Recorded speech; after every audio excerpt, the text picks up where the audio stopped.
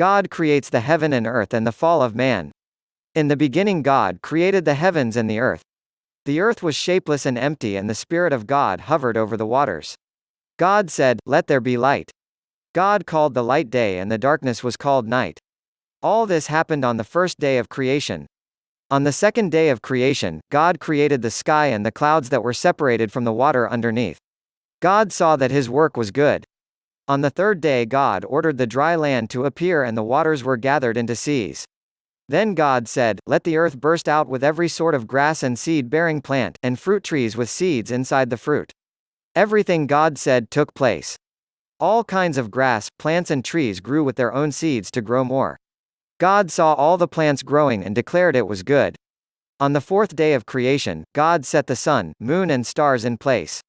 Day and night and seasons and years came into being. God was pleased and saw that it was good. On the fifth day of creation, God said, "Let the sea be full of fish and let birds fly in the sky."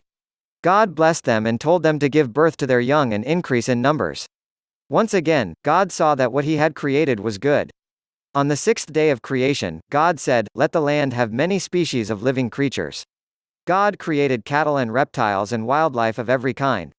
God created all kinds of species of wild animals and cattle and reptiles. He was pleased with his creation. Then God said, "Let us make man in our image to be the master of all life upon the earth, the skies and the seas." God formed a man from the dust of the ground and breathed life into his nostrils. The man became a living being. God named him Adam and put him in a garden he had planted in Eden. Adam worked and looked after the garden. Adam could eat of any of the fruit growing in the garden. However, in the middle of the garden were two special trees. One was called the tree of life, the other was the tree giving knowledge of good and evil. God told Adam, "You can eat the fruit of any tree except the tree giving knowledge of good and evil. To disobey and eat this fruit will result in death." God brought the animals to Adam so he could name them. Adam gave names to all the animals. Then the Lord said, "It is not good for the man to be alone. I will make a helper for him." God caused Adam to fall into a deep sleep, and while he was sleeping, he took one of the man's ribs from it and made a woman. God brought the woman to Adam.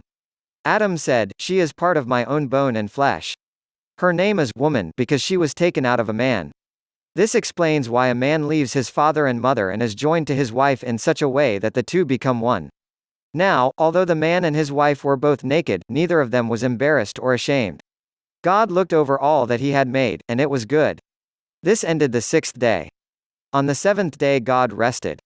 God blessed the seventh day and declared it holy, because it was when he ceased his work of creation. Now the serpent, Satan, was more crafty than any living creature.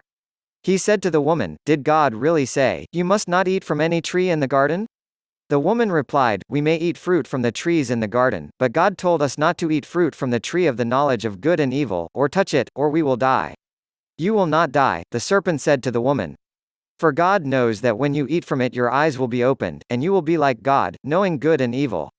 The woman saw that the fruit of the tree looked good for eating. She also desired to know about good and evil and gain wisdom, so she took some of the forbidden fruit and ate it. She gave some to Adam, who was with her, and he ate it too. Immediately their eyes were opened and they realized they were naked. So they sewed fig leaves together and made coverings for themselves. Then the two of them heard the sound of the Lord God as he was walking in the garden in the cool of the day. They hid from God among the trees. God called to Adam, "Where are you?" Adam answered, "I heard you in the garden, and I was so afraid because I was naked, so I hid." God replied, "Who told you that you were naked? Have you eaten from the tree that I commanded you not to eat from?"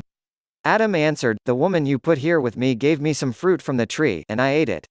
Then God said to the woman, "What is this you have done?" The woman said, "The serpent deceived me, and I ate." So God said to the serpent, "Because you have done this, you are cursed more than all other animals. You will crawl on your belly in the dust as long as you live. There will be hostility between you and the woman and her offspring. He will strike your head, and you will strike his heel." Then God said to the woman, "I will sharpen the pain of your pregnancy, and in pain you will give birth. You will desire to control your husband, but he will rule over you." Then God addressed Adam. "Since you listened to your wife and disobeyed, the ground is cursed. All your life you will struggle to scratch a living from it. It will grow thorns and thistles, though you will eat of its grains. By the sweat of your brow will you have food to eat until you die. For you were made from dust, and to dust you will return. Then Adam named his wife Eve, because she would be the mother of all who live. The Lord God made clothing from animal skins for Adam and his wife. God said, "Humans have become like us, knowing both good and evil. What if they reach out, take fruit from the tree of life, and eat it? Then they will live forever." So God banished them from the Garden of Eden, and he sent Adam out to cultivate the ground. Mighty cherubim angels were posted to stop Adam and Eve returning to the Garden of Eden. And he placed a flaming sword that flashed back and forth to guard the way to the tree of life. If you like this video, give it a thumbs up. Share and leave a comment. Subscribe.